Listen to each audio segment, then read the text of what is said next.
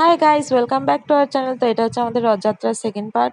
আর এখানে আমরা চাউমিন টাউমিন খেয়ে মেলার উদ্দেশ্যে বেরিয়ে যাওয়ার জন্যই দেখি একটা ছোট রথ, মানে মোটামুটি ভালোই বড় ছিল।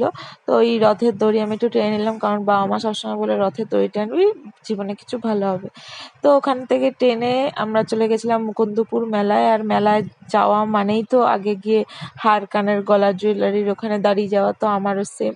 কিন্তু এত ভিড় ছিল মেলার যে না আমরা কিছু খেতে পেরেছি, না কিছু কিনতে পেরেছি, আর না কিছু চড়তে পেরেছি। মানে মেরিগো রাউন্ড ডিস্কোর সামনে এত বড় বড় লাইন ছিল যে চড়ার ইচ্ছা থাকলেও লাইন দেখে আর দাঁড়াতে ইচ্ছা হয়নি। তো এখানে মৈনি কিনছিল বাদাম, খাজা, গজা। আর এই গরমে একটা জিনিস খাওয়া, সেটা হচ্ছে আইসক্রিম। খেয়ে দিয়ে অনেক রাত হয়ে গেছিলো অলরেডি। তো আমরা বেরিয়ে গেছিলাম বাড়ির উদ্দেশ্যে। আর বেড়াতে এই চিৎপুর ক্রসিংয়ে জগন্নাথ মন্দির দেখলাম, আগে কোনোদিনও দেখিনি, সেদিনই ফার্স্ট দেখলাম। তো মন্দির দেখে নমস্কার করে প্রসাদ খেয়ে বাড়ি ফিরে গেছি। তো থ্যাংক ইউ, বাই।